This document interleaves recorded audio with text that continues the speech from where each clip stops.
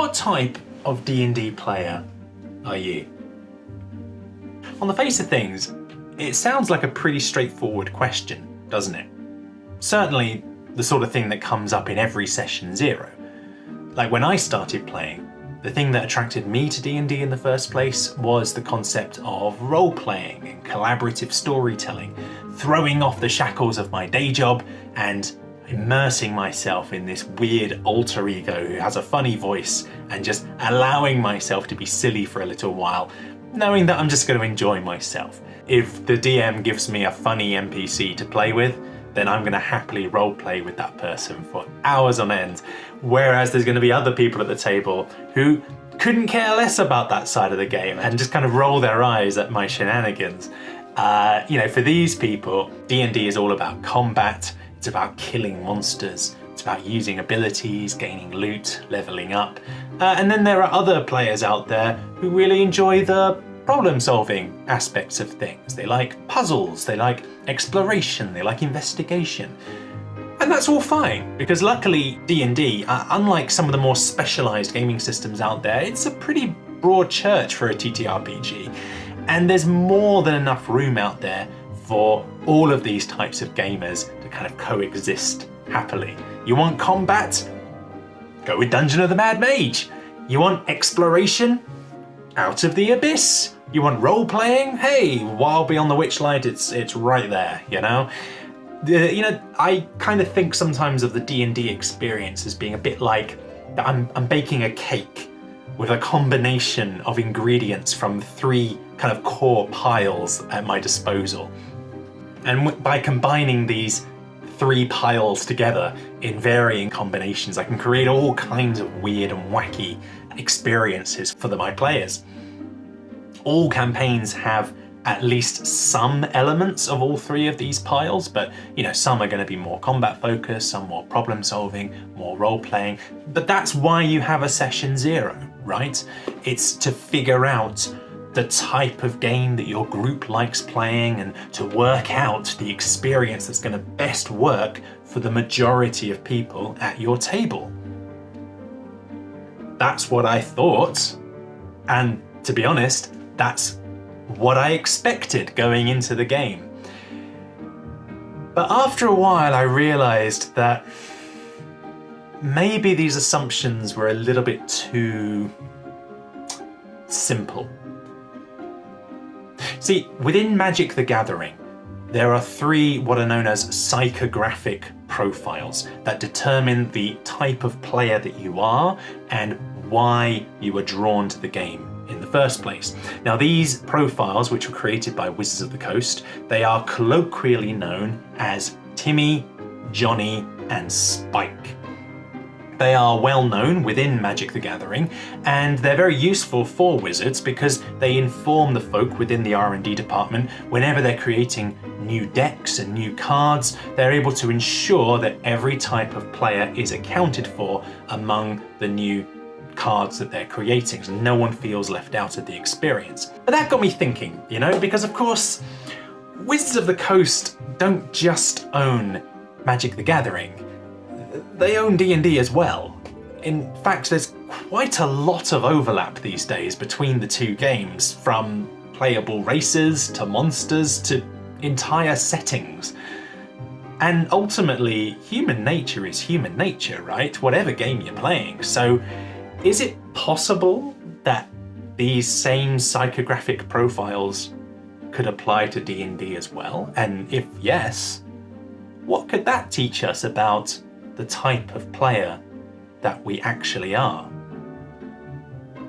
Well, let's look at these profiles in detail. But before I do, please understand that the types of players that I'm about to describe are probably not going to be beginners in the game. Because of course, when you are new to a game, any game, the likelihood is that you're going to be starting with something quite simple and vanilla. Like if you're starting Magic the Gathering, you're going to probably be playing a pre-built deck. If you're playing Dungeons and Dragons, you're probably going to be with a standard spread using the recommended stats that the player's handbook gives you. But once you're familiar with the basics, once you kind of understand the mechanics and the features of the game, At that point, what is it that keeps you coming back to the table week after week after week? Like when you open up D&D Beyond and you're thinking, right, I'm going to make a new character. What is it that you're prioritizing when you're making the new build? This is where your own personal expression starts to rear its head, and it's here that we see the different player types emerging. And I should also point out that everyone has a little bit of all three types inside them. Just like that cake analogy from earlier, you are a unique snowflake and your psychographic profile is going to be unique to you and have a little bit of everything in it. But there's probably going to be one of these profiles which describes you a little bit better than the other two. All right, so let's go through them. So first of all, Timmy. Timmy is the power gamer. Timmy likes the big thing. He likes big numbers because big things are cool and rolling dice is cool. Timmy likes to win big. He doesn't want to eke out a last-minute victory. Timmy wants to smash his opponents. He likes his cards to be impressive and he enjoys playing big creatures and big spells. What's interesting is that Timmy doesn't particularly care about winning per se. He just wants to show off his big cool spells and features. And when he does win, he wants to win big. So if Timmy were to turn up at the table and play 10 games and he loses 7 of those games, but in the 3 that he wins, he utterly steamrolls the competition, well, he's probably going to walk away from that table pretty happy. He is the type of player who, if he were playing Pokemon, he would be playing almost exclusively with Ubers. If he were playing, I don't know, Warhammer, he would probably be playing Knights or Custodes because, hey, whoa, look at those stat lines. Whoa, what are their opponents going to do against that? And in D&D, he is the type of person who automatically gravitates towards features and spells that let him roll a lot of dice. Is he a melee fighter?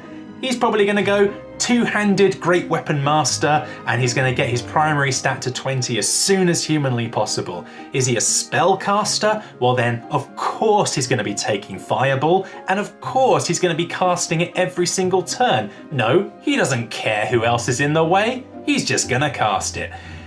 When thinking of examples of Timmy players, my mind immediately goes to someone like Travis from Critical Role because he would like to rage.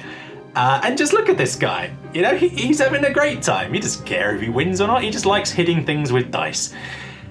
Next we have Johnny. So Johnny is the creative gamer for whom magic is a form of self-expression. Johnny does like to win, but he wants to win with style. It's very important to Johnny that he win on his terms, doing his own thing that no one else has maybe thought of doing before. He likes a challenge. He likes winning with cards that no one else wants to use. He likes making decks that win in innovative ways. And what sets him apart from other profiles is that Johnny enjoys deck building just as much as, or even more than, playing the game. He loves the cool interactions of the cards, he loves combo decks, and he is happiest when he's exploring uncharted territory. Like Timmy, Johnny cares more about the quality of his wins than the quantity. For example, let's say that Johnny were to build a new deck that has a very neat but very difficult way to win. He plays 10 games and in 9 of those games he loses, but in the 10th game he manages to get his deck to do its thing once. Hey, he's proven his point and he's going to walk away from the table happy. In Pokemon, he is the type of player who's going to be using never used Pokemon against Ubers and pulling off surprising victories. In Warhammer, he's the guy who's going to be playing out of cast prints that only exist in legacy content because Games Workshop haven't playtested any of that against the current meta. And in D&D circles, Johnny is the guy who spends an inordinate amount of time building new characters in D&D Beyond. And yes, I am calling myself out here. Johnny loves creating new characters. He loves testing how features interact and stack with each other and what this would mean in the game. He's almost certain to multi-class. He's almost certain to take feats. He's gonna use spells that most people would turn their noses up. You know, he's gonna rock up at the table with a warlock that doesn't know Eldritch Blast. He's gonna take a wizard that doesn't know Fireball, or I don't know, like a dex-based barbarian. Because why not? Let's try it. It might be cool, you know? Can we see if we can find a use for the Friends cantrip? Let's find out. Can we do something with True Strike? Sure, let's do it. The familiar path is boring. Probably the best example that I can think of would be someone like Brennan Lee Mulligan, because that is a man who knows the game so well that whenever he creates a new character, he is able to hyper specialize to the nth degree. He takes just one feature or one ability and he optimizes the heck out of it at the expense of everything else. Like, take this monstrosity of a character that he built for a one-shot a little while ago. His goal when building this character was to be able to do the most amount of damage possible in a single round of combat. And to do this, he took like the assassin subclass, which of course allows an auto crit against someone that hasn't had their turn in the initiative order. And then there's a Gloomstalker Ranger, which does something else. And then he manages to buff the heck out of his initiative so that he's almost guaranteed to go first. I mean, look at that initiative modifier. And therefore he always crits, he always gets double sneak attack damage, and all of these combination of features, which all stack together, means that he's able to pull off an insane combo. And in the actual gaming session, he netted, I think, over 400 damage in a single round of combat. Absolutely insane. And then, job done, he just immediately goes into the corner, exhausted, because I think he used the equivalent of like haste or something to pull this off. He goes into the corner of the room and just sits out the rest of the fight, because he wasn't playing to win, he wasn't playing to help his team, he was just playing to prove the point that he can make this one number as big as possible. This is perhaps quite an extreme example. And then there is Spike. Spike is the min-maxer. Spike is the competitive player. Spike plays to win. He enjoys winning, and to accomplish this, he will play whatever the best deck is. To Spike, the thrill of gaming is the adrenaline rush of winning. Glory is in victory, and nothing else matters. He cares about quantity of wins more than quality. If he played 10 games and he won 9 of them, he would walk away from the table feeling annoyed that he didn't win the 10th. And by the way, that 10th game, that was the one that Johnny managed to win with his weird slant deck. Gotta love that guy. So, you know, whatever the meta is right now, that's what Spike's gonna be playing. A coffee lock, that means he never has to take long rests? Sure, he'll take that. Is he a druid? He's going Circle of the Moon. Is he a cleric? He's going Peace Domain. There is no question to any of these things. He is here to win. I'll be honest with you, of all the different psychographic profiles, this is the one that I personally have the most trouble relating to, because it's just utterly alien to my mindset, particularly in regards to D&D, because, alright, small tangent here, but elephant in the room, folks. D&D is not a game that you can actually win. Like, the DM can just throw more challenges at you. Like, not even reaching level 20 is a win state. There's a whole chapter in the DMG about how to play post level 20. Like, there is no such thing as winning D&D. You just decide to stop playing or you lose, right?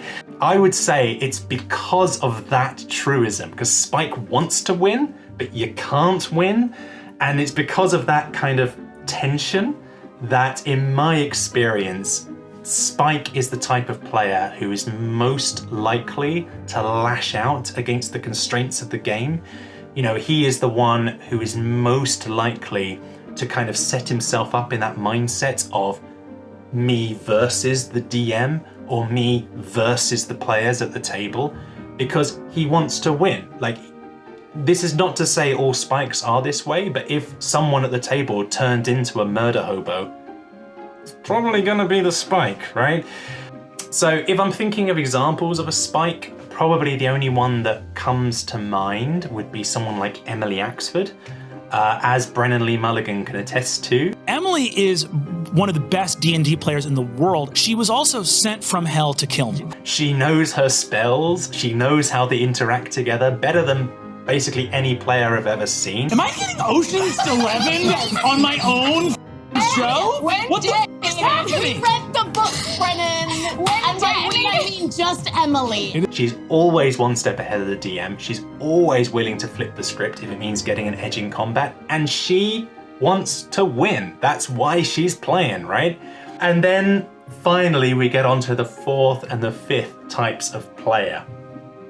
Wait, fourth and fifth types, you say? I thought there were only three.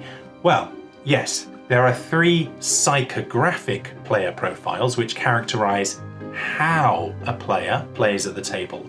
But there are also two aesthetic profiles, which for me characterize why a player plays at the table. So first we have the Melvin. The Melvin is the mechanics player. He is someone who is focused on the craft of D&D as a game, as an interaction of mechanics against one another. In Magic, they enjoy the cards for the interaction between them, the mechanics that are at play. He appreciates the balance in the game. He wants things to be balanced and fair, and he sees things as a game more than anything else. Probably a lot of their mental energy between gaming sessions is spent thinking about the game from a gameplay standpoint. Honestly, they make very good DMs, and they do an awful lot of homebrew. In Critical Role, I think the best example of a Johnny is, for me, Taliesin. So he, more than anyone else at that table, he loves trying out new things. Like, he wanted to play a gunslinger, even though no such thing existed in 5e at the time. And so Matt Mercer created one as a fighter subclass just for him. And then when Matt Mercer then created a brand new class from scratch, Blood Hunter, no, it had never been play tested, but hey, he decided to play as one because no one else ever had. And then in the latest campaign, he's playing a brand new homebrew barbarian subclass, again, because it looks fun. Playtesting be damned. And finally, there's my guy, there's Vorthos. Vorthos is a player who enjoys playing the game as a creative output. In Magic, Vorthos is characterized by appreciating cards which have flavor and creative consistency. You know, when you're looking at the name of the card or the flavor text, and these things help to paint a picture of what exactly the card is representing, and the Vorthos evaluates cards based on this instead of based on how they actually play at the table in the game. If a Vorthos were playing Pokemon, they are going to be probably doing a Nuzlocke, because that's the way that allows them to have the most unique story and the most cool interactions with their party. If they're playing Warhammer, then they're going to be building armies that fit the lore of the universe. Who cares how effective it is? And if they play D&D, they are primarily concerned with building a character that fits into the world and enables them to tell a compelling story. That's it. They don't care about creating an optimized build. They don't care about chasing the meta or using the best features or abilities. What they care about is doing things which are true to their character. When building a character, they don't start here. They would probably start here or here. And only once the character is fleshed in their mind do they actually turn here to figure out what the character is. They won't say, I want to create a turtle monk that fights like Donatello from Teenage Mutant Ninja Turtles. Instead, they would say, I want to create someone who is on the run from the law. They were taken away from their parents and subjected to horrific experiments that unlocked latent psionic powers inside them. They managed to escape, and now they're desperately trying to keep a low profile while these powers slowly grow stronger inside them and make them increasingly more obvious to the people who are hunting them down. Okay. Now, which class best fits that description? If it's not obvious by now, I am a Vorthos through and through, like, with maybe a little bit of Johnny thrown in for flavor. Like, honestly, like, I am utterly baffled when I see people rolling up characters at the table. Oh no, my character's just died. Give me 5 minutes, let me just roll up a new one. And I'm just like, how? How are you doing that? That's crazy! Because for me, the reason why I'm playing D&D, the reason why I'm turning up at the table each week is because I want to tell a story with a compelling character who isn't just a set of tropes or stereotypes or some Mary Sue that's basically me in a fantasy setting, but it's something that is unique, something that is mine, something that I came up with. Rolling dice is fun, yeah. Being clever and tactical is fun, yeah. Winning is nice, sure. But ultimately, I can do any of those things at home with a video game. Narrative, free-form gaming with characters acting true to themselves? That is only possible from a TTRPG. Now, the best example I can think of this type of player would be Laura Bailey. It's obvious for anyone that's followed Critical Role that the character of Jester came to her first as a character, and the mechanics of how Jester played kind of came along afterwards. You might have heard the anecdote of how originally Laura Bailey wanted to play Jester as a warlock with the Traveller as her patron, but then her husband found out about this whole warlock thing and he thought it looked like a really cool class, and so because she loved her husband, she decided to let him play with that class, and she decided to switch to being a cleric instead. Because ultimately, it doesn't matter if she's a warlock or a cleric or whatever class. What matters to her is that she's Jester. And as we all know, she was a pretty terrible cleric, wasn't she? Like, she did not build her character around the strengths of that class at all. You have a 6-pack of donuts, but you don't have a healer's kit in there, and you're the cleric? I'm confused. I'm the cleric? I'm the cleric? What is this? I've never, traveled with a bunch of people that I thought would die in front of me, okay? And yet, by being true to the character that she had created, she was able to pull off some surprising and very powerful moments, poisoned cupcake, of course, I'm looking at you, that remain to this day some of the most memorable moments of Critical Role. So that's the different player types, and at this point you might be thinking, all right, Rob, that's all very well and good, but why are you going through all of this again? Well, personally, as a DM, I find this type of exercise quite useful for me when I'm planning sessions in advance. Because going back to what we were talking about earlier, when you have a session 0 and you ask the players, what type of game do you want to play? The types of answers you're going to get from the table are things like, I like combat, or I like puzzles, or I like roleplay. But people really suck at knowing what they actually want from a game.